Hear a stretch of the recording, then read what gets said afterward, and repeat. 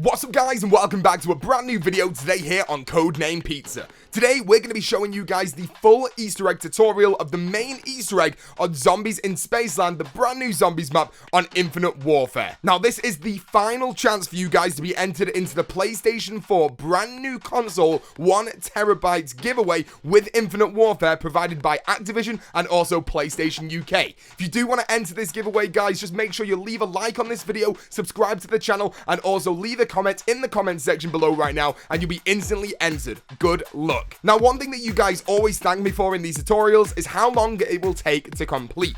It will take you around 1 to 2 hours to complete this full Easter egg, so just make sure you've got that time frame available before even attempting this Easter egg. So the first step in this Easter egg is to get the SETI COM. Now the SETI COM is on the bottom right hand side of the HUD that we see right here, and it's made up of 3 parts. Now all these parts do have 3 spawns around the map, so I'm going to be showing you guys exactly where everything is right now. So the first one in the lineup of the SETI COM is of course the calculator, and this has 3 spawns like I just said before. The first one is located right near the Pack-a-Punch machine over on this bench right here. The next one is located over in the arcade on the upper level over on this trash can, and the final one is located in the Kepler system over on this bench right here near the tornado trap. So the next one on the lineup of the SETI COM is of course the boom box, and once again this has 3 locations as well. The first one is located near the Pack-a-Punch machine once again over near this cart. The next one is over in the Kepler system over on the bar top near the power switch, and the final one is located underground in the coffee room or the kitchen over on the worktop right here. Now the final one for this SETI COM is of course the umbrella, and once again you guessed it, it has 3 locations. The first one is located on the bench near the polar peak at the bottom of these slides. The next one is located inside of the shop inside of polar peak over on the worktop or the desk, and the final one is located over in Journey into Space near the Juggernog area right in this tiny little corner right here. Now once you've got all of the parts for that SETI COM, make sure you go over to David Hasselhoff, who will be DJing in one of the DJ booths. The DJ booths can be located in the Kepler system right here near the crocodile. The next one can be located over into Journey into Space just round the back of Mule Munchies, and the final one can be located over in the fountain area just on top of this stairway. Once you've given this to David Hasselhoff, you may have to wait a couple of rounds or it will instantly happen. He will give you back the SETI COM at some point, maybe 2 rounds later or maybe at the exact same time, but you'll know when you can go and collect it because you hear the UFO go off on the mountaintop and you'll see the lights start flashing. That means that you are ready for the first main step of the Easter egg. Now once you've got the actual SETI COM sticker inside of your sticker pack, you're ready to go. You'll have to find one of the 7 locations to place this SETI COM down and protect it for the amount of time it says on the SETI COM.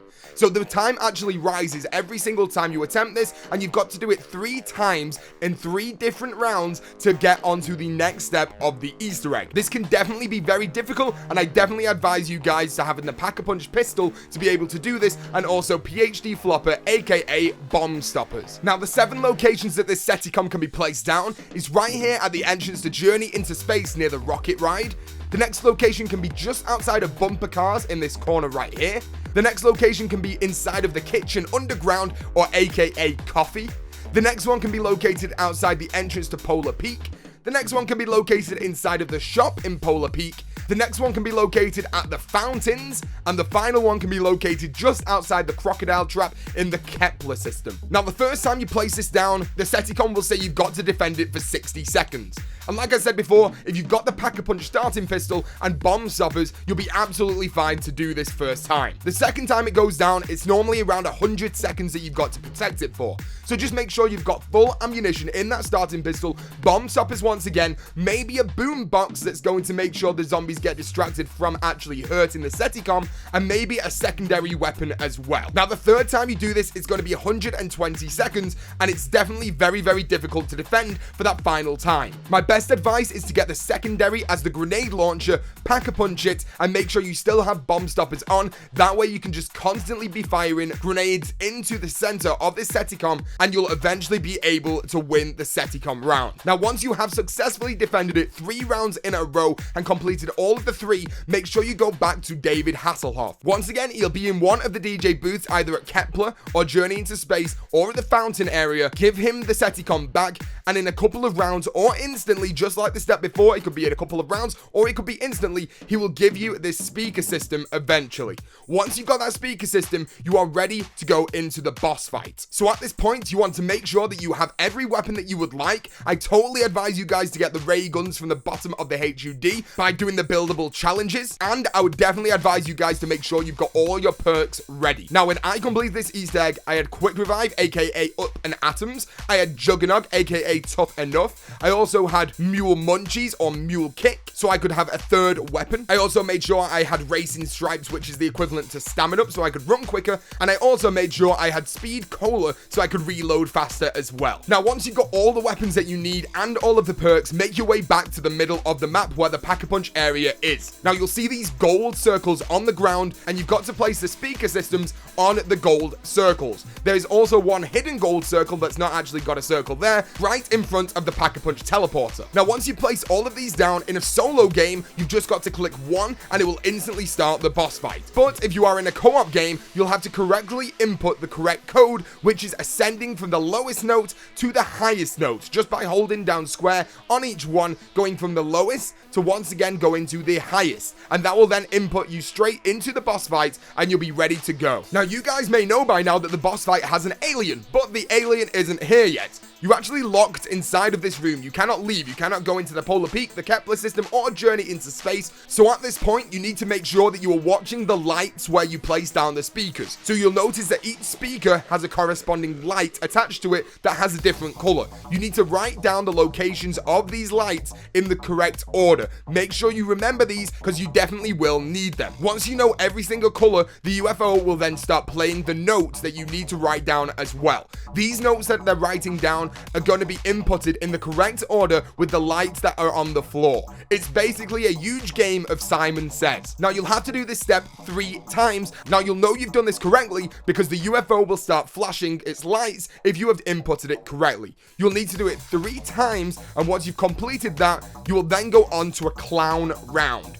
But one thing that you need to make sure of is definitely not fail this step. If you fail, a brute will spawn in, and it's extremely difficult to kill the brute while you are in this location. So now you've completed that 3 times and inputted the right code, the clown round will begin.